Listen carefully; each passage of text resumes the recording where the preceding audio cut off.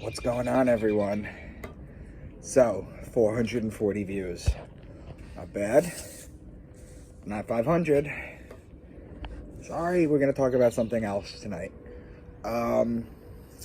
Just a couple things first. I'm in contact. I have the Christian whistleblower Jeffrey Daughtry's number. We've been texting. I watched one of his videos because I was unfamiliar with his work. And he has mine. And as soon as we're done with that, we're going to set up a podcast. Very bright guy. Very interesting guy. I also, my long video, my 2.5 hour video that you guys know, that you share with people, I emailed it to Santos, and Santos is going to upload it to his main channel. So hopefully we get a ton of views that way. So what am I going to talk to you guys tonight if I'm not going to give up my code yet? Well, let's talk about Dr. Sebi. For those of you who are unfamiliar, so Dr. Sebi was a doctor from the 1900s.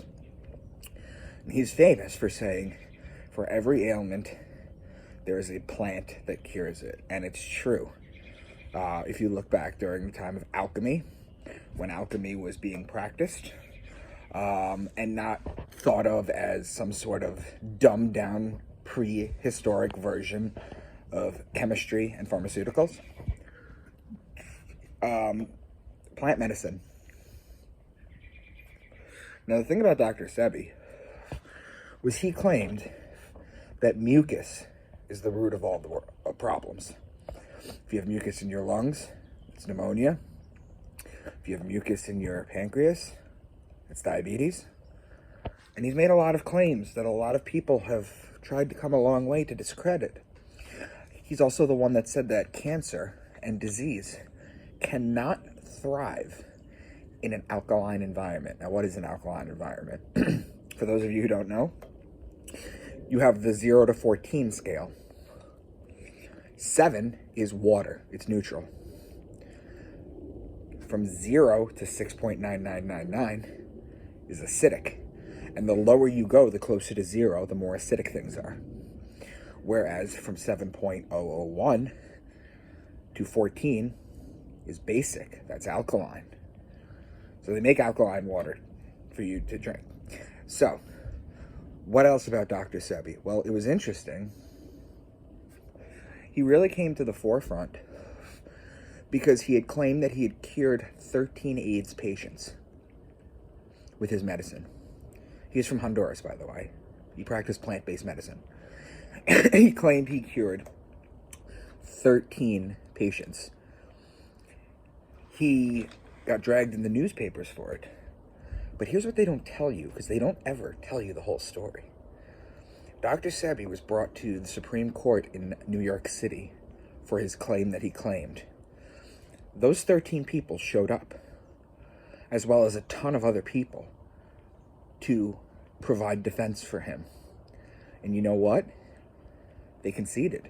He won that court case. Now, they buried it, and they don't talk about it, but he apparently had cured AIDS. Allegedly. We have to say that for the videos, don't we now, people? Now, here's the thing. People have been talking about Dr. Sebi all the time, and they're viewed as lunatics, crazy. Nipsey Hussle, the rapper, who was a brilliant entrepreneur. He had a clothing line. He realized once he got popularity, he came out with a CD, and he put a limited amount of... He created demand for it. He only put a limited amount of CDs out there. So he knew what he was doing. And towards the end of his life, he came out publicly and he said he was making a documentary on Dr. Sebi and all the shit that I just told you about. And more.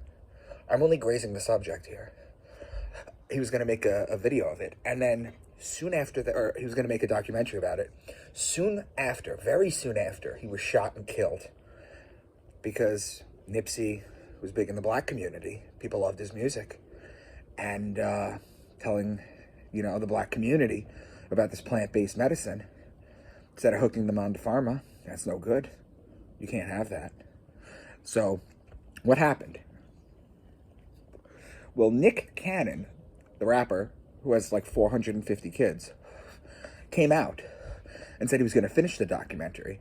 And to my knowledge, I think he did, but I doubt it's anything like what Nipsey Hussle was going to do. He was a very brilliant man.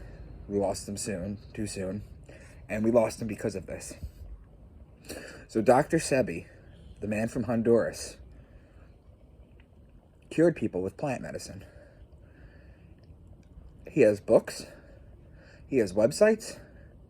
Please, guys, go look into him. Leave your comments if I left anything out, or if you guys just want to share a story about him or whatever. I'd love to hear it.